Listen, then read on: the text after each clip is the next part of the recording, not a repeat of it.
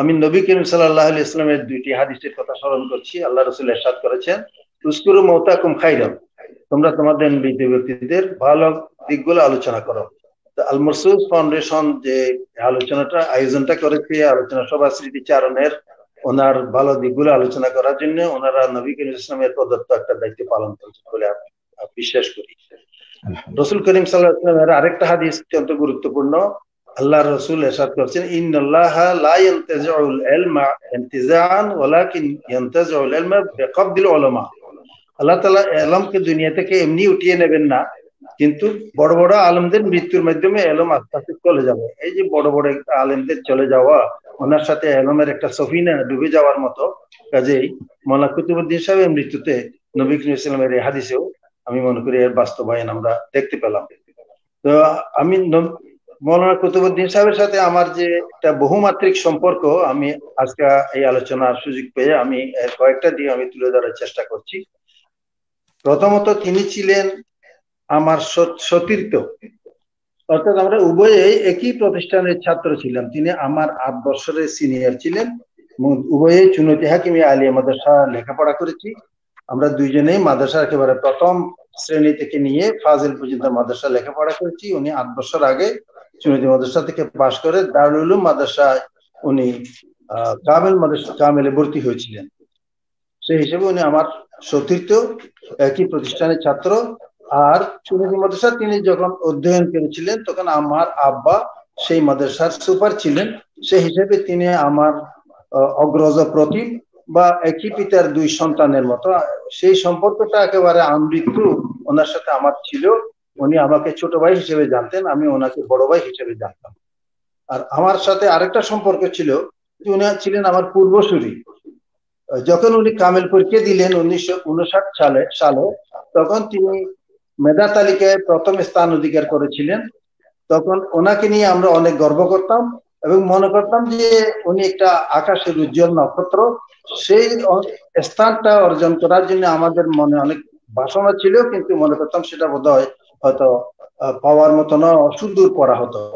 আলহামদুলিল্লাহ, আমি 1967 সালে ঢাকা আলিয়া মাদ্রাসা থেকে কামেল পরীক্ষা দিয়ে আমিও প্রথম শ্রেণীতে প্রথম স্থান অধিকার করেছিলাম।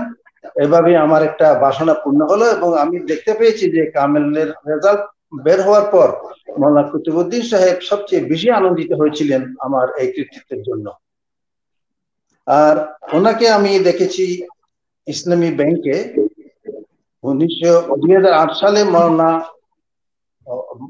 খতিব বাইতুল মুকাররমের খতিব মাওলানা ওবায়দুল হক সাহেব, আমার শ্রদ্ধেয় ওস্তাদ, উনি শরিয়া সুপারভাইজারি কমিটির চেয়ারম্যান ছিলেন। উনি ইন্তেকাল করার পরে মাওলানা কুতুবউদ্দিন সাহেব ইসলামী ব্যাংক বাংলাদেশ লিমিটেডের শরিয়া সুপারভাইজারি কাউন্সিলের সভাপতি হিসেবে উনি যোগদান করলেন। তখন আমি ছিলাম সদস্য সচিব। আমি 2016 সাল পর্যন্ত সদস্য সচিব ছিলাম। এই পুরো সময় উনি সভাপতি ছিলেন। এরপরে উনি আমৃত্যু ওই পদেই ছিলেন। তো সেই হিসাবে আমি ছিলাম ওনার দক্ষিণ হস্তের মতো। আমি সবচেয়ে কাছে ছিলাম, সভাপতির সাথে সেক্রেটারির যে সম্পর্ক হয় সেই সম্পর্ক ছিল।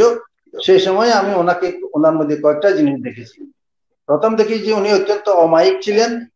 শরিয়া সুপারভাইজারি কমিটিতে কোনো একটা সিদ্ধান্ত গ্রহণের সময় ওনার মতামত চাইলে উনি নিজে কোনো মতামত দিতেন না। সবাই যে মতামতটা গ্রহণ করেছেন সেটা তিনি সমর্থন করতেন এবং নিজের কোনো দৃঢ় অবস্থান যে না এটাই আমার মত এবং এটাই আপনাদেরকে মানতে হবে, সেরকম কোনো অবস্থান নিতেন না।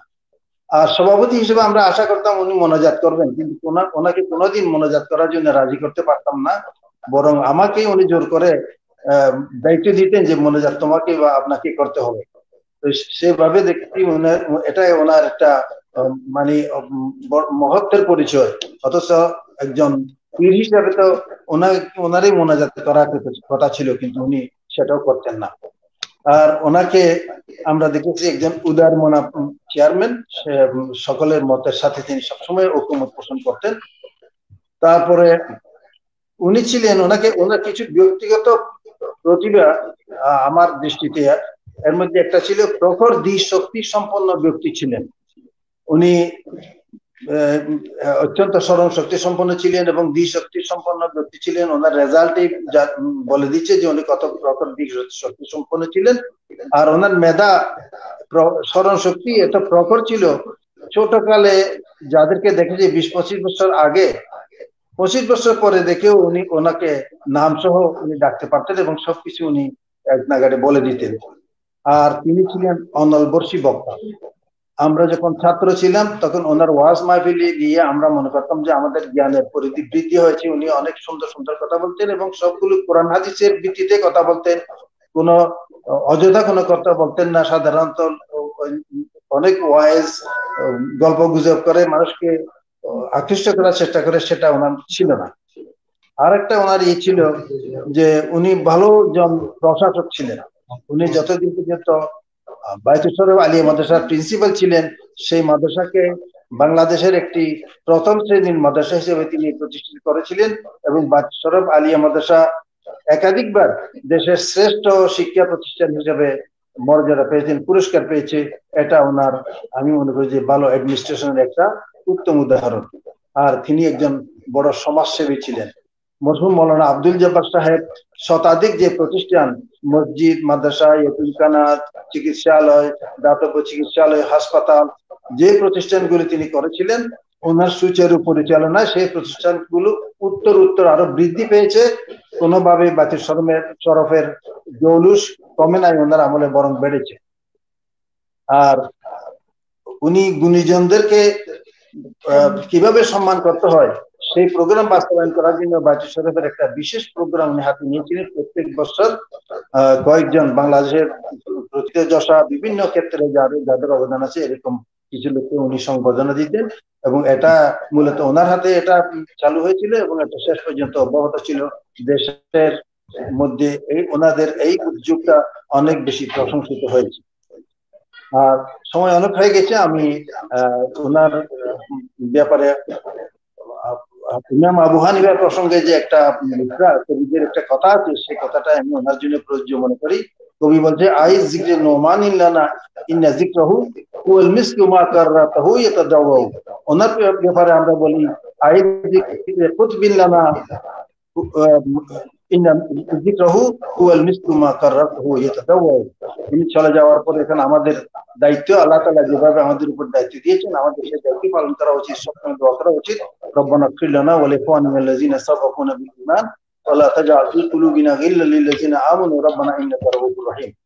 এবং আল্লাহর কাছে দোয়া করি আর ওনার মৃত্যুতে যেন বায়তুল শরফ ফাউন্ডেশনে ক্ষতি না হয়।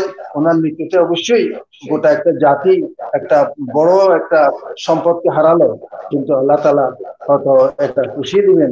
আর ওনার মৃত্যুটা অনেকটা সুখকর হয় নাই, কারণ উনি কোভিড-19 আক্রান্ত হয়ে মারা গেছেন এবং চুপে চুপে উনি দুনিয়া থেকে চলে গেছেন। কিন্তু আল্লাহ রাসূল বলেছেন যে আমরুল মুমিনি কুল্লুহু খায়র ইন আসাবাতু হাসানাতুন ফাশাকারা ফালাহু আজরুন ওয়া ইন আসাবাতু সাইয়্যাতুন ফাসাবারা ফালাহু আজরুন। কাজে এটাও আল্লাহর পক্ষ থেকে ওনার জন্য, ওনার মর্যাদা বৃদ্ধি করার জন্য একটা আল্লাহ তাআলা একটা ব্যবস্থা করে দিয়েছেন।